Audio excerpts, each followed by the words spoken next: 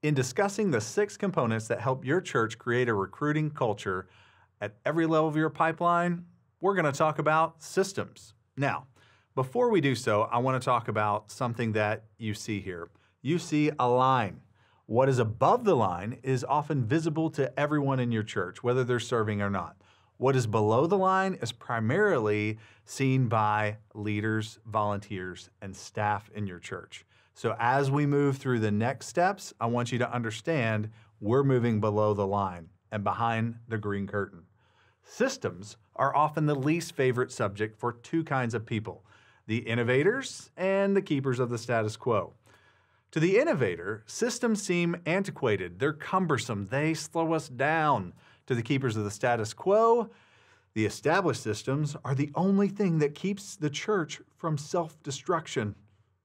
Now, the problem with that is over time, no church drifts toward simplicity. We have a tendency to drift toward complexity. And we often create new processes, new paper trails, new policies and procedures without killing off what isn't working or is no longer needed.